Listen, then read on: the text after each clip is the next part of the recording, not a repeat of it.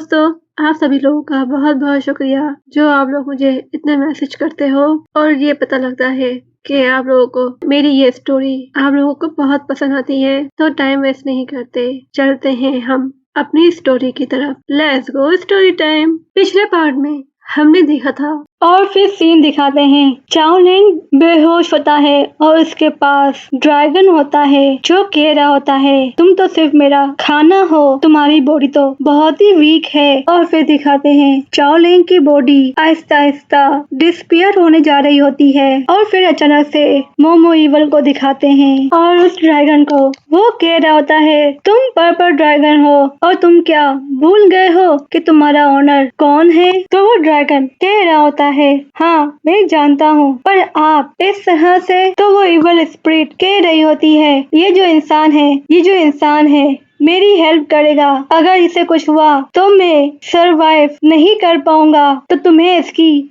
Help करनी होगी। और अब मैं तुम्हें हुक्म देता हूँ कि तुम्हें इसे प्रोटेक्ट करना है। और मैं यहाँ लोगों को बता दूँ कि मोमो यानी कि ड्रैगन किंग पर्पल ड्रैगन का ओनर है, तो इसीलिए पर्पल ड्रैगन हाँ भी बढ़ लेता है। और फिर सीन चेंज होता है और दिखाते हैं चाओलिंग की तरफ एक येलो कलर की शील होती है जिससे वो बच गया होता है और बाकी के लोग इधर उधर बेहोश होते हैं और वो लड़की खड़ी होती है और चाओलिंग होश में आता है और चाओलिंग खड़ा होता है। ड्रैगन कपड़े पहने हुए होते हैं और एक आवाज सुनाई देती है और ड्रैगन उससे कह रहा होता है मैं तुम्हें बचाया है, अब तुम्हें मेरे ड्रैगन कपड़ों को सेफ रखना होगा। पर चाओलिंग को तो कुछ समझ में नहीं आया होता, तो पर्पल ड्रैगन कहता है खामोशी से मेरी बात को ध्यान से सुनो। तुम्हारे अंदर किंग बग की पावर है जिससे तुम बहुत ही ज्यादा ताकतवर हो गए हो और फास्ट भी हो गए हो और तुम्हारे सामने हर चीज स्लो हो जाती है जब तुम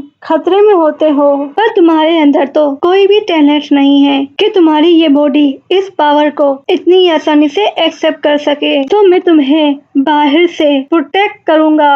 और साथ में ये भी कहता है कि मैं तुम्हें 12 घंटे के बाद हेल्प करूंगा। तो ये सुनकर चाओलिंग के तो होश हो जाते हैं। 12 घंटे बाद? अभी क्यों नहीं? और व्हाइट चिकन उठ जाता है और कहता है तुम किससे बात कर रहे हो? और व्हाइट चिकन बोलता है तुम्हारे पास इतने अच्छे कपड़े कहाँ से आए? और वो ईवल लड़की बाई गू को उठा रही होती है कि अब उठ भी जाओ। और व्हाइट चिकन और चाओलिंग अभी कुछ करने का सोच ही रहे होते हैं और वो दोनों ईवल पर्सन इन दोनों पर अटैक करने आते हैं। तो अचानक से उन दोनों को करंट लगता है, तो वहाँ पर मास्टर डूमिन आ जाते हैं और डूमिन कहते हैं ये सेफ जोन है, यहाँ पर लड़ना मना है और तुमने कुछ किया तो याद रखना तुम्हारा कोई भी प्लान काम नहीं करने वाला और तुम बड़ी मुसीबत में पड़ जाओगे। तो वो ईवल आदमी कहता है ये कैसे हो सकता है, हम सेफ एरिया में तो नहीं थे। तो चाओलिंग कहता है जब तुमने धमाका किया तो हम लोग सेफ एरिया में पहुंच गए और तुम लोग दूसरी जगह पर। और हमेशा की तरह वही धमकियां, हम तुम्हें देख लेंगे,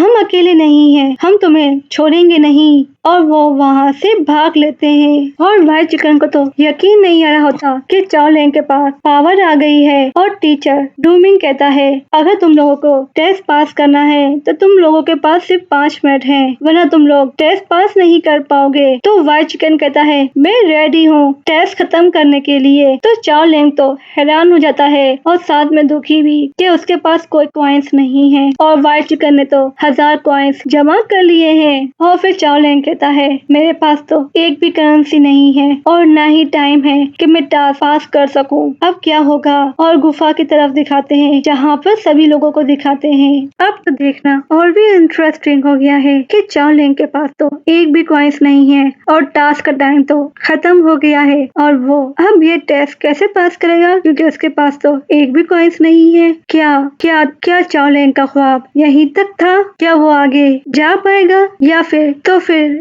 यहाँ पर कौन सा ट्विस्ट आने वाला है? तो आप लोग ये देखते रहे तो आप लोगों को पता लग ही जाएगा। और आप लोगों के कमेंट्स देखकर मुझे बहुत ही खुशी होती है जिसमें आप लोग इस ड्रामे की तारीफ कर रहे होते हो, इस ड्रामे की, इस एनीमी के बारे में अच्छी बातें लिख रहे होते हो, इस एनीमी के बारे में तारीफ कर रहे होते हो। तो मैं आप लोगों को बहुत बहुत शुक्रिया कहती हूँ और जब तक नेक्स्ट पार्ट में मिलेंगे, जब तक के लिए बाय बाय।